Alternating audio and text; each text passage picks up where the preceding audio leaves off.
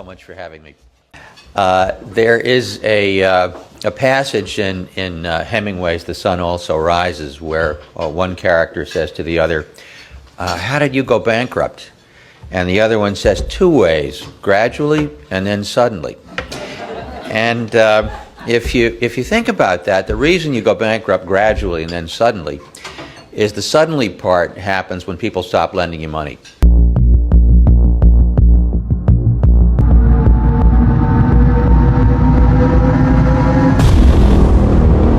As to Mr. Hemingway's quote, the article says that the gradual part is already underway. Disaster assistance funding, but does not include aid for Ukraine, which, as you know, is a top priority for the White House. The U.S. Congress decision to pass a clean stopgap spending bill over the weekend to fund the U.S. government for another 45 days, bowing to pressure from some GOP members to strip Ukraine aid from the bill, is the latest sign of how quickly the political tide has begun to turn. The combination of military defeats in Bakhmut, as well as the underwhelming counteroffensive, coupled with Ukraine fatigue in Europe, exemplified in Poland's comparison of President Zelensky to a drowning man, along with the election of Robert Fico in Slovakia, are ominous signs for Ukraine. Vojna na Ukrajine nezačala pred rokom, aj 2 mesiacmi, ale začala v roku 2014, keď ukrajinskí fašisti zabíjali občanov ruskej národnosti na Ukrajine. Mám na to názor iný, ja som stále presvedčený, že Američania bojujú cez ukrajinských vojakov. V roku 2014 začalo Rusko útočiť na Donbas. Všetko začalo vyvražďovaním alebo vraždami občanov ruskej národnosti zo strany ukrajinských fašistov. Prosím, neprekľúcajte už aj vy tu zase všelijaké údaje, ktoré sú. Not to mention that a right-wing Deutschland party, long opposed to breaking with Russia over the Ukraine war, has climbed to second place in the German polls. It is now clear that Moscow seems far more likely to turn Ukraine into a failed rump state, aiming to capture the rest of Donbass and perhaps the entire Black Sea coast.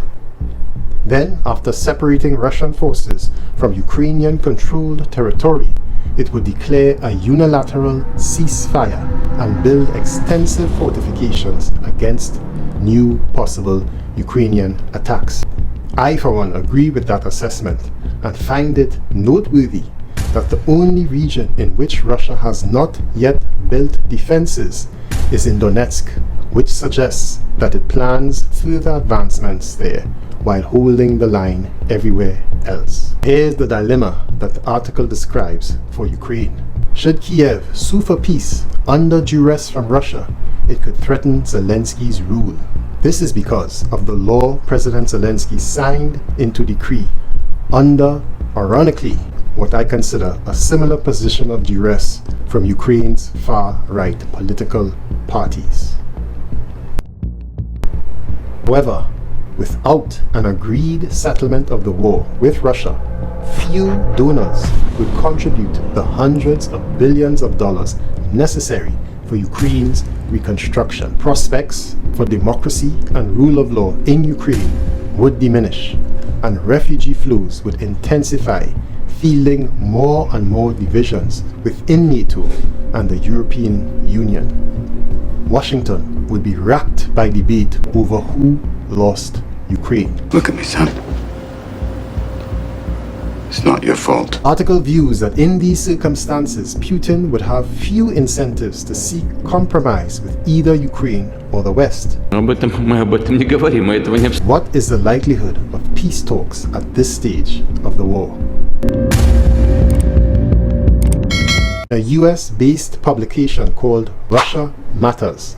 It suggests that at least among the Russian population, there is a great degree of hope. Based on a recent Russian pollster, the share of Russians who advocate peace talks with Ukraine has overtaken the share of those who favor continuing the war.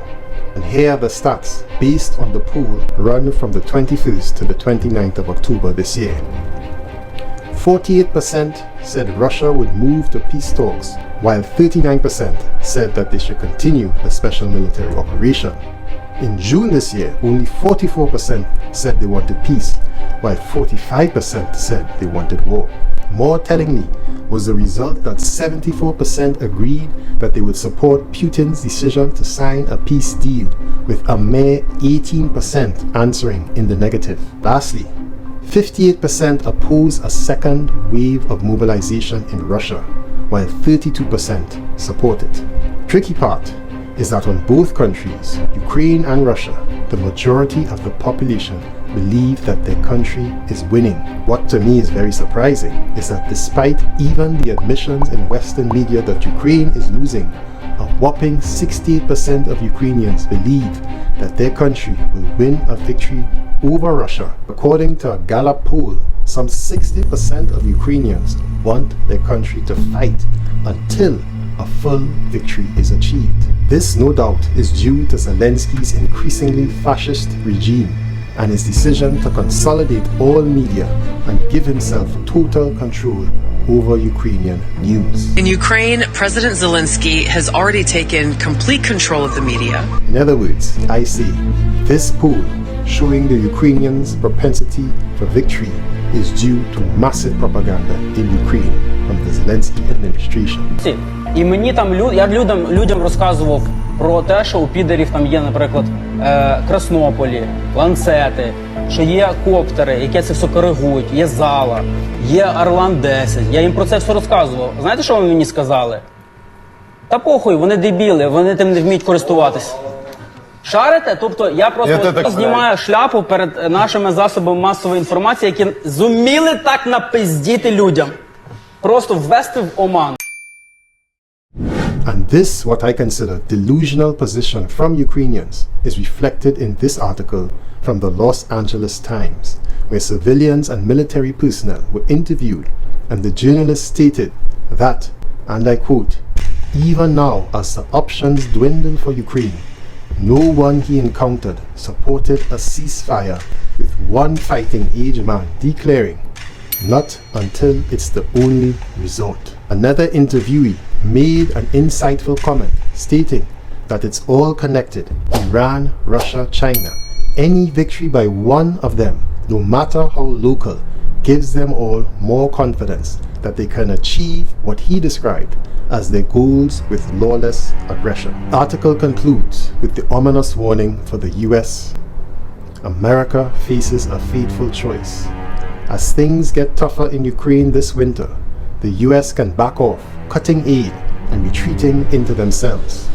Or the bitter news from the battlefield could clarify the stakes and simplify the stark choices they face.